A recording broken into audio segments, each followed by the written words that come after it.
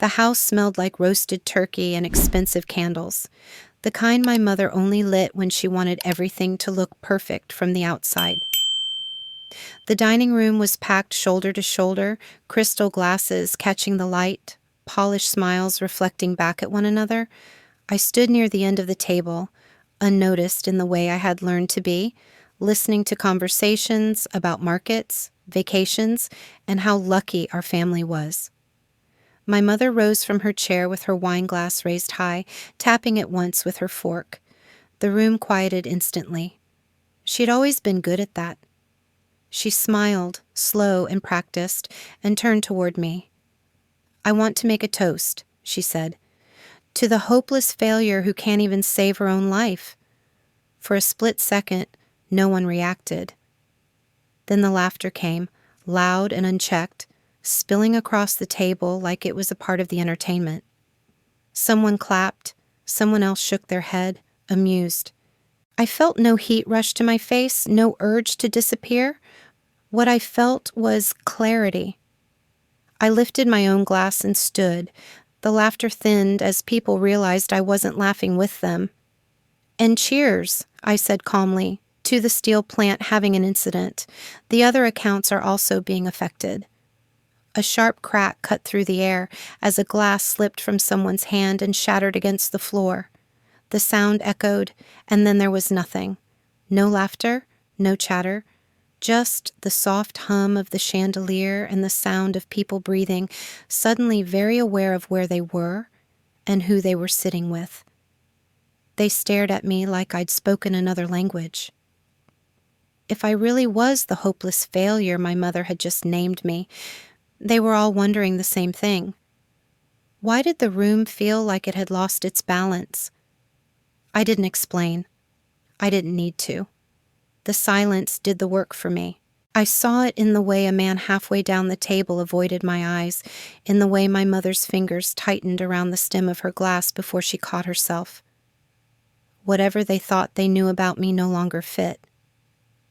I sat back down and took a sip of wine, my hand steady. No one spoke. My mother opened her mouth, closed it, then smiled again, too quickly. Someone cleared their throat. The party tried to restart itself, but it couldn't find its rhythm. Every laugh sounded forced. Every clink of silverware rang too loud. I let them sit in it. They didn't understand yet what I had just taken away, or how quietly I had done it. They didn't know that the word incident had weight, or that accounts wasn't a metaphor. They only knew that something had shifted, and that it had shifted away from my mother. I left the table a few minutes later, slipping my coat on without saying goodbye. The cold night air hit my face as I stepped outside, sharp and clean. Behind me, voices rose, overlapping, urgent. I didn't turn around. I already knew what I would see if I did. People like to think moments like that come from anger.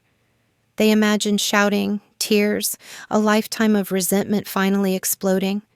That wasn't what this was. What happened at that table was the result of years of choosing silence, of letting assumptions harden into truth because it was easier than correcting them. My name is Amanda Fisher. I was 27 years old then. In conference rooms filled with steel and glass, people listened when I spoke. I made decisions that moved millions of dollars and kept thousands of jobs alive. But at home, I was just the daughter who worked hard, the one who handled details, the one who didn't need credit because she didn't ask for it. I had allowed that version of me to exist for too long. I told myself it was loyalty. I told myself it was respect. What it really was, I would learn later, was permission. That Thanksgiving wasn't the beginning of my story. It was the moment the story stopped being invisible. Everything that followed, the panic, the calls, the consequences they couldn't outrun, had been building for years. I just chose the first time to stop cushioning the fall. As I drove away from the house, the road empty in front of me, one thought stayed with me, calm and unshakable. If they believed I was a failure, they were about to learn exactly how much of their success had been standing on my silence. By the time I reached my apartment that night, the echo of broken glass still rang in my ears. I didn't turn on the lights right away. I stood in the dark, key still in my hand, letting the quiet settle around me. Thanksgiving had finally said out loud what my life had been split into for years. Two versions of me running side by side, pretending not to see each other. When I looked back, it was easy to pinpoint when the split began. Years earlier, before the contracts, before the headlines, before anyone thought the Fisher Steel plant was worth saving, I walked into my first boardroom as the youngest person there. The table was cold metal, the walls all glass. Men twice my age spoke like they expected me to take notes, not control the room. I let them finish. Then I asked the questions they hadn't prepared for. Outside my family, I was decisive by necessity. The plan I inherited on paper was a mess in reality. Aging equipment, bad loans, contracts written by people who assumed someone else would clean it up later. I became that someone. I renegotiated supply deals, cut waste, and shut down projects that looked impressive but bled money. Every decision carried weight. Every mistake would be visible. People listened because they had to. By the time the plant stabilized, the tone changed. Meetings grew quieter when I spoke. Phone calls got returned faster. New York developers wanted steel delivered on timelines that didn't allow for excuses. Chicago contracts came with penalties no one wanted to test. In that world, I wasn't Amanda the daughter. I was the person who made the numbers work or watched everything collapse. At home, none of that followed me through the door. The dining table there wasn't steel or glass. It was wood, scarred with old memories and familiar routines. I sat in the same chair I always had, listened more than I talked, answered questions without volunteering details. When relatives asked what I did, my mother answered first. "She works hard," she'd say, waving a hand like my role was obvious and unremarkable. "She's good with details." Details. That word did a lot of work. I didn't correct her. I never did. Part of me believed it wasn't worth the friction. Another part thought humility would keep the peace. I told myself success didn't need an audience at home. If the plant ran smoothly and the family stayed comfortable, what did it matter who got the credit? My mother believed in appearances the way some people believe in religion. To her, stability meant control, and control meant being seen as the center of the family's success. She talked about the business like it was an inheritance carried by bloodlines and good fortune. I let her. Every time I stayed quiet, the story hardened a little more. The contrast grew sharper over time. In meetings, I was asked for direction. At home, I was given instructions. I could approve budgets larger than the value of the house we sat in, but I still waited for my mother to finish speaking before I opened my mouth. I thought that was respect. I thought that was love. What I didn't see then was how silence teaches people what to expect.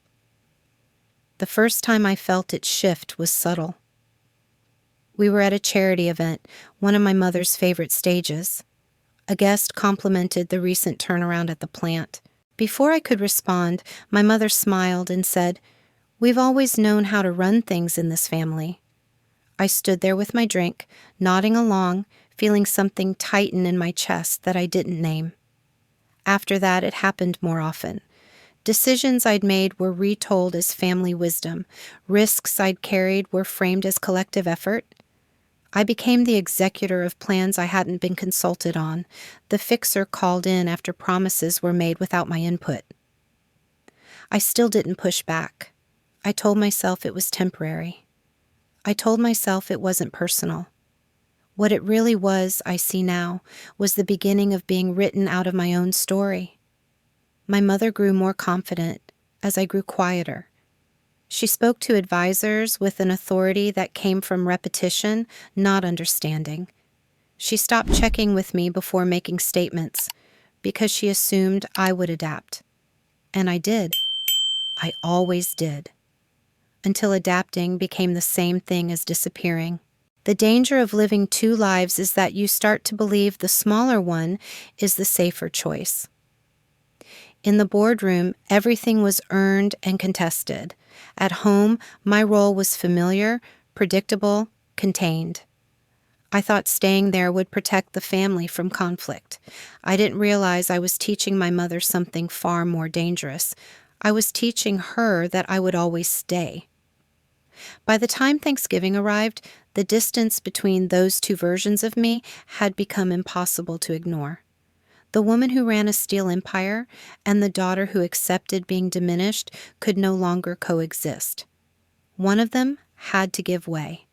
And for the first time, I was ready to let the quieter version go. I was alone in my office when it finally hit me how much weight I had been carrying without ever naming it.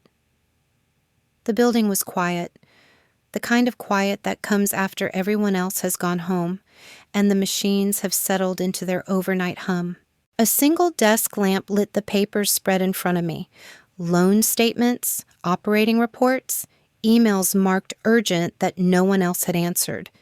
This was the version of my life no one in my family ever saw. I wasn't the face of the business at parties or charity dinners. I was the backbone, the one who caught problems before they became headlines. When a supplier missed a shipment, I rerouted materials. When a lender grew nervous, I reassured them with numbers and my own name on the line. When a contract clause threatened to undo months of work, I rewrote it myself. None of that made for a good family story, so it stayed invisible. Most of the financial structures holding the plant together ran through me. Personal guarantees signed quietly, emergency accounts opened in case payroll ever came into question, legal buffers designed to absorb shock so the company wouldn't. I built them slowly, carefully, like reinforcement beams no one notices until they're gone. Every time something wobbled, I stepped in before it tipped. The pattern became familiar. A late-night call, a small issue that wasn't small at all. I would fix it, send a brief update, and move on. By morning, everything looked normal again. Stability became expected. Silence became proof that nothing was wrong. At first, my family was grateful.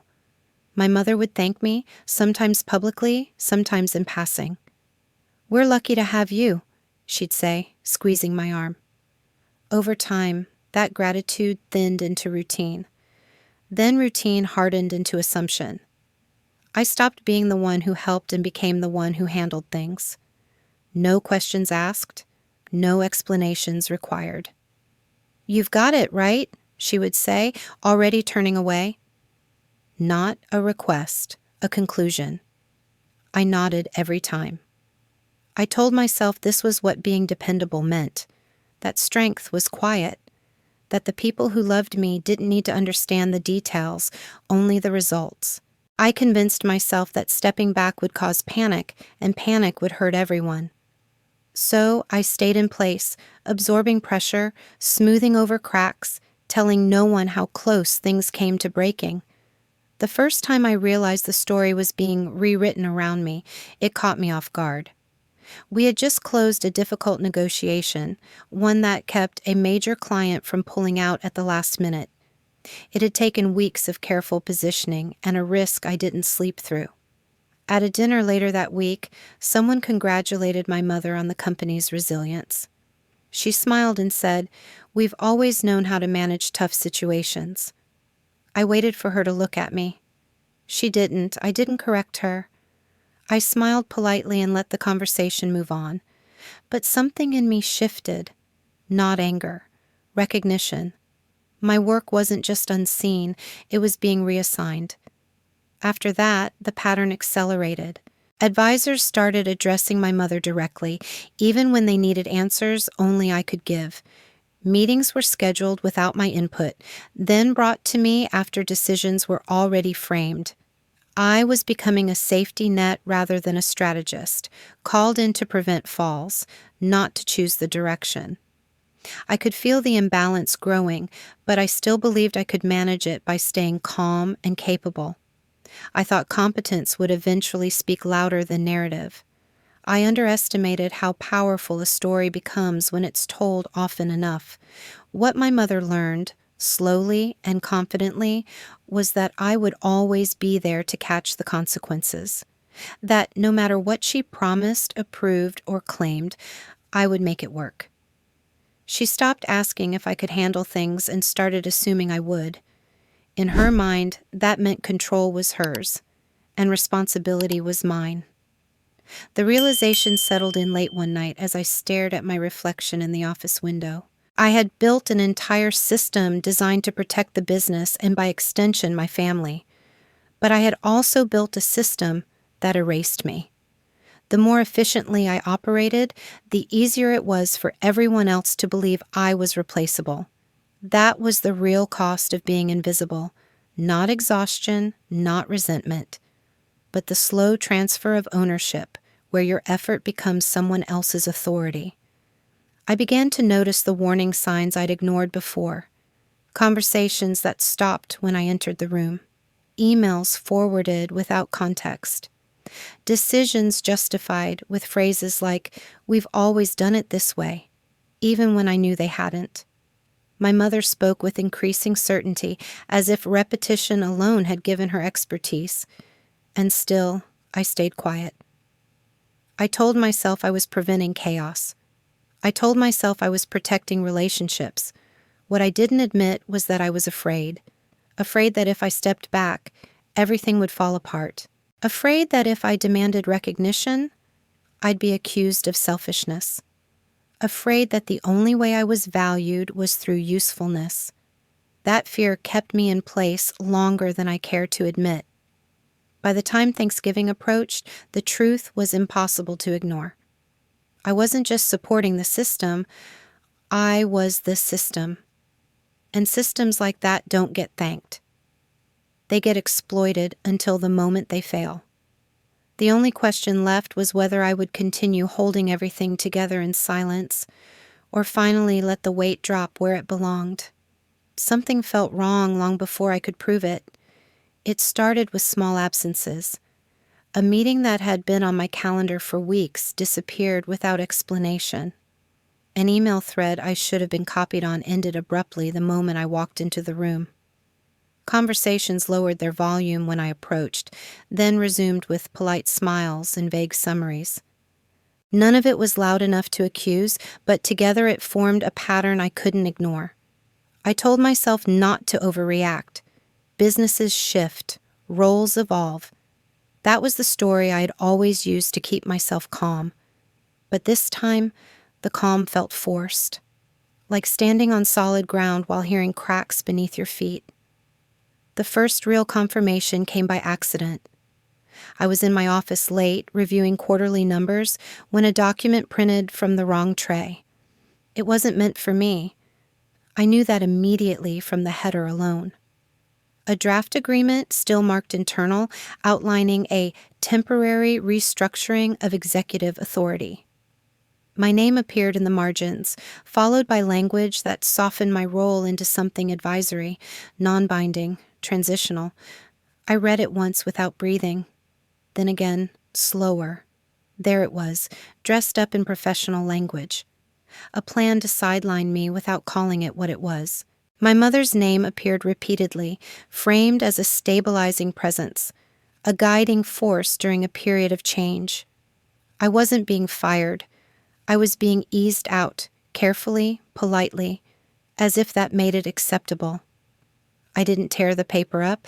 I didn't storm down the hall. I sat there and finished reading every word. What struck me wasn't the audacity of it. It was the assumption underneath. The belief that this could be done quietly, that I would accept it the way I had accepted everything else, that I would adjust, adapt, make it work. I folded the pages and slipped them back where they belonged. Later that week, I asked my mother to talk. Not confrontational, not emotional. Just a conversation, the kind we'd had 100 times before. I framed my questions carefully, circling the truth instead of charging at it. She didn't deny anything. She didn't have to. "You're very good at operations," she said, her tone calm and certain, "but leadership is about more than numbers. The family needs someone people recognize." She spoke as if this were obvious, as if she were explaining gravity to a child. "You'll still be important, just not in the way you've imagined." That was the moment something in me finally went still. She wasn't testing me. She wasn't asking for compromise. She had already decided. In her mind, my value came from execution, not authority, from effort, not ownership. And she believed, with absolute confidence, that I would stay, that I wouldn't dare to walk away from the family, the business, the structure I had helped build. She had mistaken my patience for dependency. I left that conversation without raising my voice. I thanked her for being honest. I even smiled. It was the same smile I had worn my entire life when swallowing something sharp. But inside, the calculus changed. For the first time, I stopped thinking like a daughter trying to preserve peace and started thinking like a strategist assessing risk. If I was no longer protected by position or acknowledgement, then the only leverage I had was the one I'd never used. The quiet power threaded through every system they took for granted. I went home that night and didn't sleep. Not from anger, from clarity. I opened files I hadn't reviewed in years, traced signatures back to their origin, followed lines of responsibility to the places they disappeared into assumptions. The deeper I looked, the clearer it became. On paper, authority was being reassigned. In reality, everything still rested on me. They thought control came from titles. I knew better. I didn't call a lawyer. I didn't warn anyone. I didn't threaten or bargain. I simply began preparing to step away in a way that couldn't be ignored. I listed what I covered that no one else understood, what I guaranteed personally, what collapsed if I withdrew my name. It was more than I expected, more than they knew. Thanksgiving appeared on the calendar like a fixed point, unavoidable. A gathering built on tradition and performance. My mother loved holidays because they offered an audience and a script. I realized then that she wasn't planning to hide what she was doing. She was planning to unveil it, wrapped in humor and confidence, trusting that I wouldn't challenge her in public. She was right about one thing. I wouldn't challenge her with words. By the time I closed my laptop, the decision had settled into me with an unsettling calm. Talking wouldn't save me. Appealing to loyalty wouldn't change anything. The only language left was action.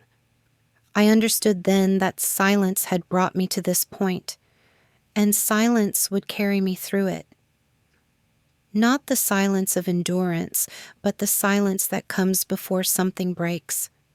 Thanksgiving wasn't going to be a celebration. It was going to be the moment I stopped absorbing the consequences of other people's choices. And once that happened, there would be no way to pretend any of this had been a misunderstanding. No one spoke after my glass hit the table. The room was frozen in that strange moment after something irreversible has happened, but before anyone is brave enough to acknowledge it.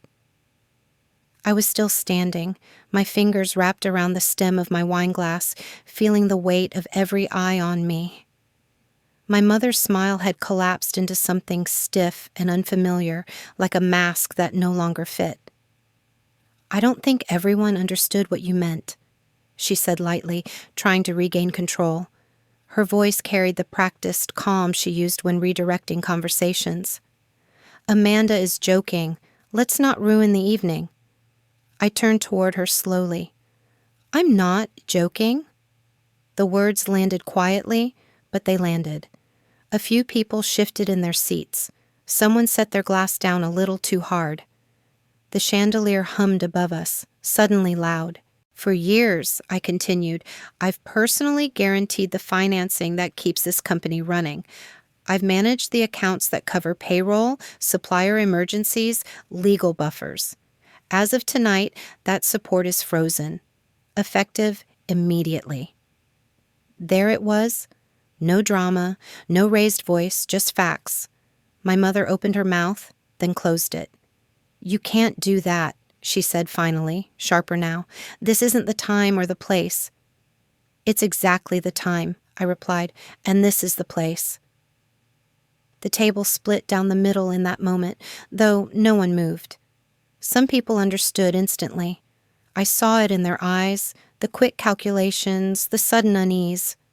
Others looked confused, waiting for my mother to laugh it off, to explain that I was being dramatic, that everything was under control. She tried.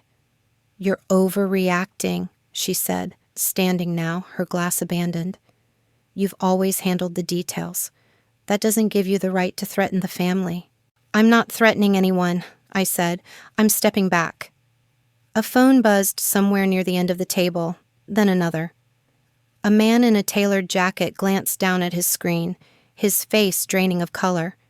He leaned toward the person next to him and whispered something I couldn't hear. The whisper spread. Someone cleared their throat. "We might have an issue," a familiar voice said, too carefully. That was when it became real. My mother turned toward the sound, irritation flashing across her face. "What issue?" He hesitated, then said it anyway. "The operating account just flagged. Payments are pending review. Without Amanda's authorization, they can't clear." The word "without" hung in the air like smoke. My mother's gaze snapped back to me. "Fix this," she said, the command reflexive. "Now." I held her eyes. "I can't." "You won't," she corrected. I shook my head. "I won't." The difference mattered. Around us, chairs scraped softly as people began to stand. A few murmured apologies, excuses about early mornings and long drives. No one met my mother's eyes as they left. The party was unraveling, not with a bang, but with a series of small retreats. "This is humiliating," she hissed under her breath, stepping closer to me. "You're embarrassing me in front of everyone." I lowered my voice, not to be kind, but to be clear. "You embarrassed me first." I just stopped covering for it. Her hand tightened around her glass until I thought it might shatter. "You think you can walk away from this?" she said. "From us?" "I already have," I replied. "I just didn't announce it until tonight."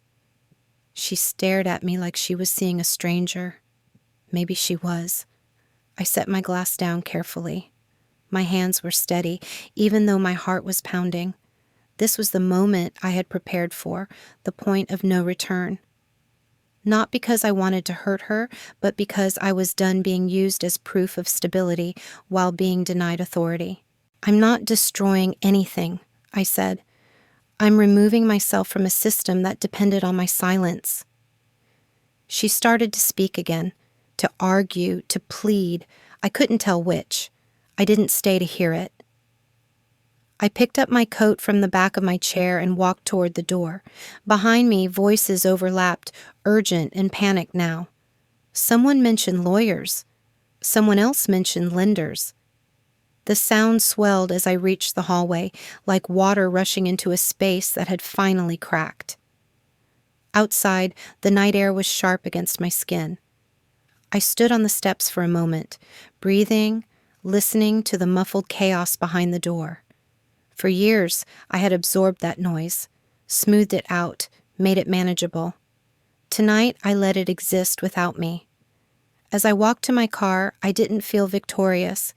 I felt empty and then lighter than I had in a long time. This wasn't a win, it was a release. The collapse had already begun. All I had done was stop holding it together. I woke up the morning after Thanksgiving to a silence I didn't recognize. No buzzing phone on the nightstand.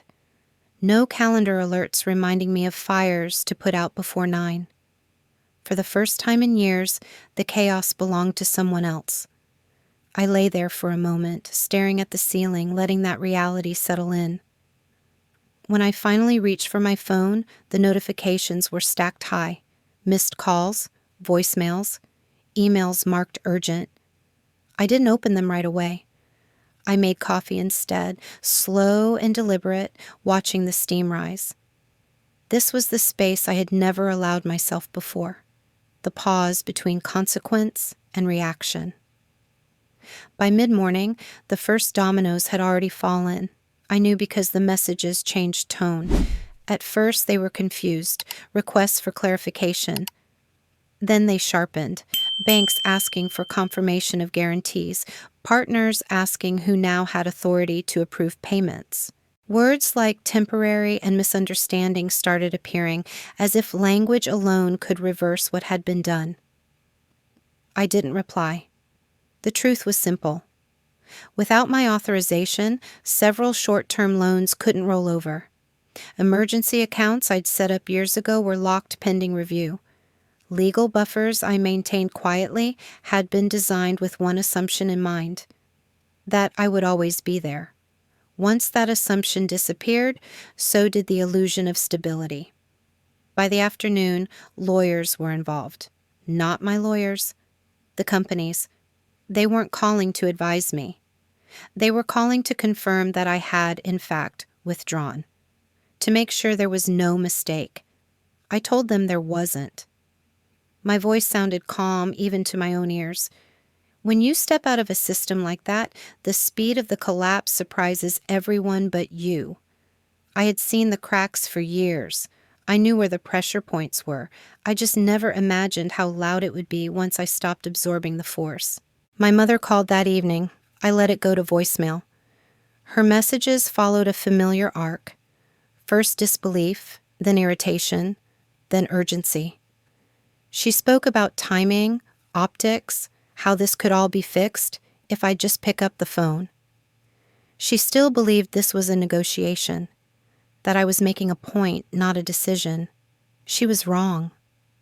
Over the next few days, the language shifted again. Her voice softened.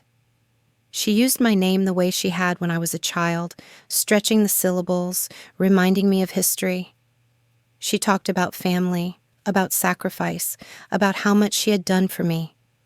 She never mentioned responsibility. She never mentioned the choices that had led us here. I listened to the voicemails once. Then I stopped. What surprised me most wasn't her reaction. It was how quickly the world I had propped up shrank without me in it. Meetings I used to attend by default were happening without my name on the agenda. Decisions were being made that I knew would backfire, and no one was calling to ask how to fix them. For years, I had been the invisible constant. Now my absence was impossible to ignore. That was when I made the final cut. I started using my middle name, Laura, for everything that wasn't tied to the business. A new apartment lease, new accounts, a clean separation between the person they had depended on and the person I was becoming. It wasn't an escape, it was a boundary. Amanda belonged to a system that no longer existed. Laura belonged to me. The apartment was small, quiet, nothing like the houses I'd grown up in. I bought a single set of dishes. I kept the space intentionally bare. There was no room for excess, emotional or otherwise. For the first time, my life felt proportionate. The confirmation came on a gray Tuesday morning. A formal notice. Assets frozen pending review. Investigations opening into liabilities that had been deferred too long. I read the email once, then closed my laptop. The collapse had moved beyond damage control. It had entered consequence. I didn't feel relief. I didn't feel guilt. I felt resolved. That afternoon, a mutual contact reached out, someone who had always known more than they said. They told me my mother was frantic, that she didn't understand how things had gone so wrong so fast. I thanked them and changed the subject. Understanding had never been the issue. The hardest part wasn't walking away. It was accepting that staying had been a choice, one I had made over and over again, believing it was the only way to keep everyone afloat. Now I could see the truth clearly. The system hadn't been stable because of shared strength. It had been stable because one person refused to let it fail. When that person steps aside, the lie reveals itself.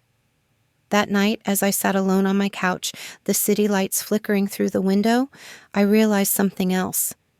I hadn't destroyed anything. I had simply removed myself from a story that required my erasure to function. And without me holding it together, the truth had finally been forced into the open. She showed up at my door on a Tuesday evening, just as the sun was slipping behind the buildings and the hallway lights flickered on. I knew it was her before I opened it. Some instincts don't disappear, no matter how much distance you put between yourself and the people who taught them to you. She looked smaller than I remembered. Not physically fragile, just stripped of the armor she used to wear so easily. No tailored coat, no sharp perfume. Her hair pulled back without care. When I opened the door, she didn't push past me the way she used to. She waited. "I just want to talk," she said. I stepped aside and let her in, not as an invitation, as a fact. She stood in the middle of my living room, taking it in, the small couch, the bare walls, the single lamp casting a soft circle of light. This place didn't impress, and that unsettled her more than she wanted to admit. I didn't offer her a seat right away. I let the silence stretch. "This is modest," she said finally. "It's enough," I replied. She nodded, as if filing that away, then tried to gather herself. "Things have gotten out of hand," she said. "People are confused. There have been misunderstandings." There it was. The familiar opening, not an apology, not accountability, just a reshaping of reality.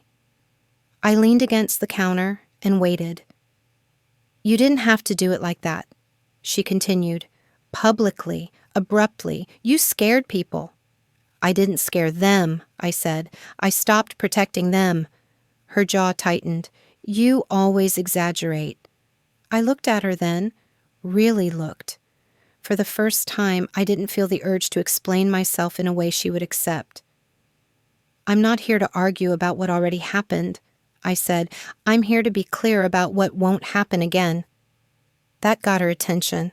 She straightened slightly, instinctively reclaiming posture. "And what is that supposed to mean?" "It means there are rules now," I said. "Mine."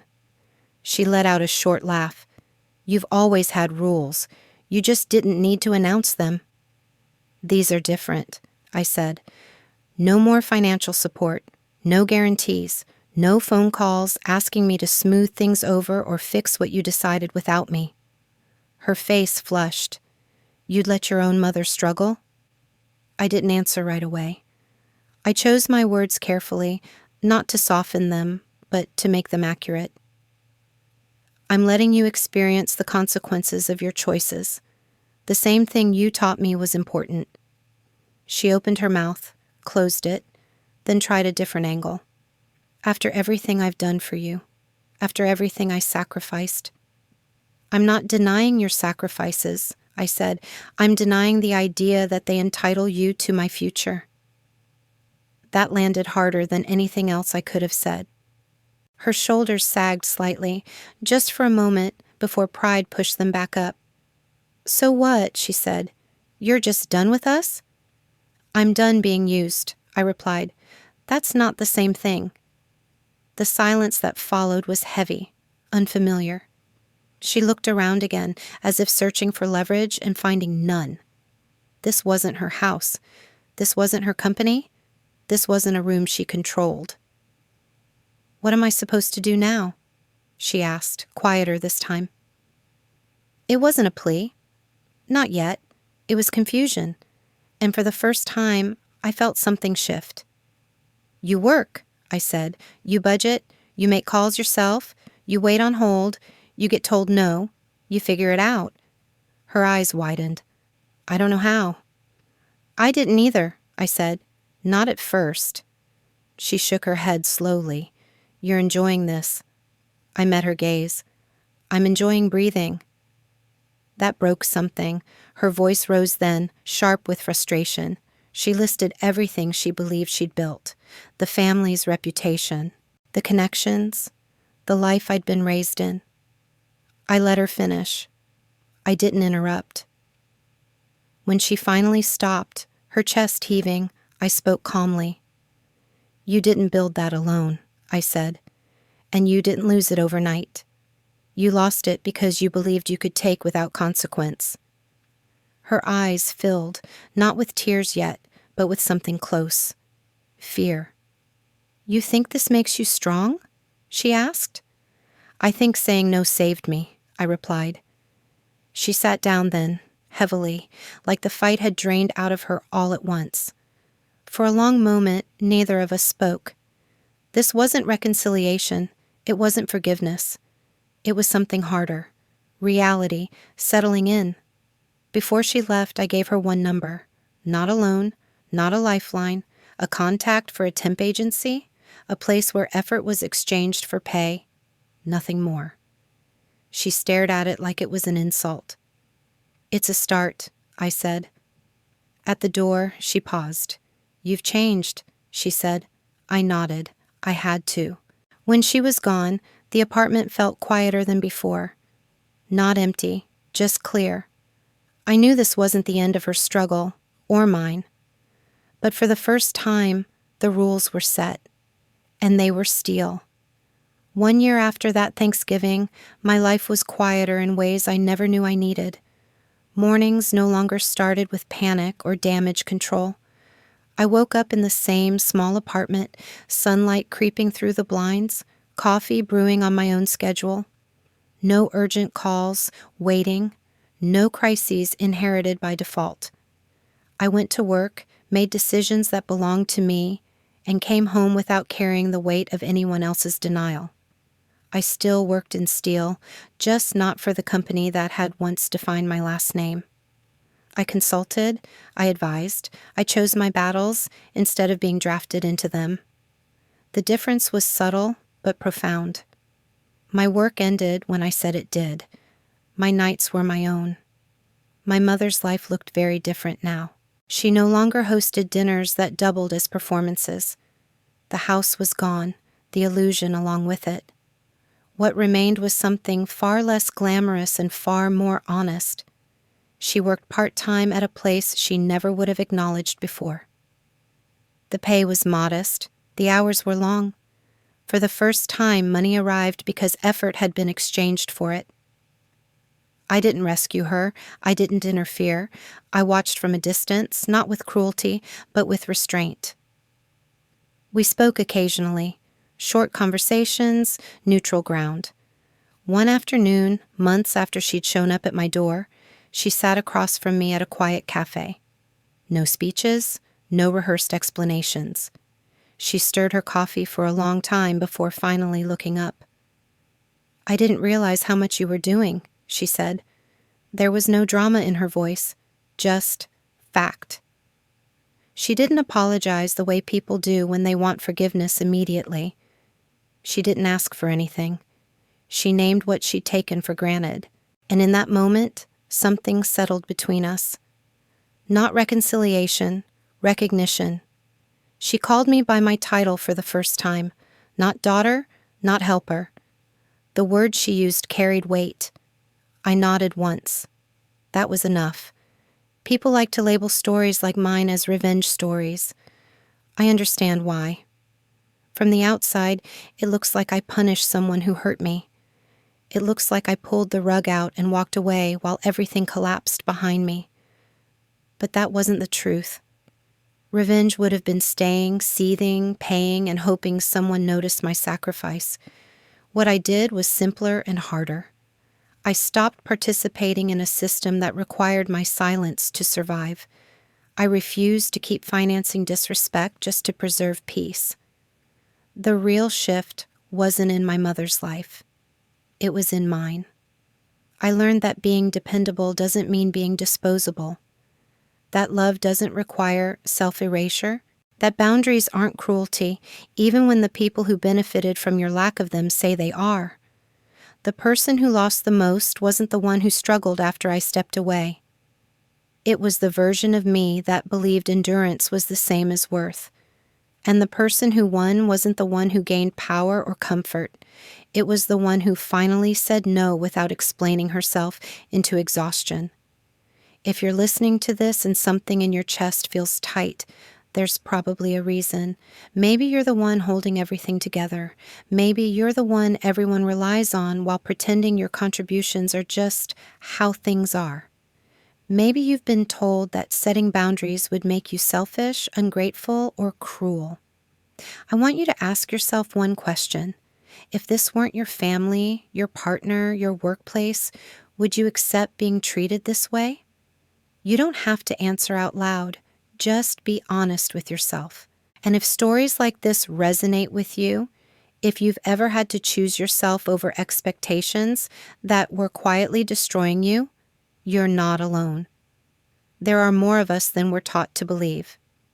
If you want to hear more real stories about boundaries, justice, and what happens when the quiet one finally stops paying the price, stay here with me. Like the video, share your thoughts in the comments, and subscribe to the channel so you don't miss the next story. Sometimes the bravest thing you can do isn't fighting back. It's stepping away and letting the truth stand on its own. This story is fictionalized for dramatic effect.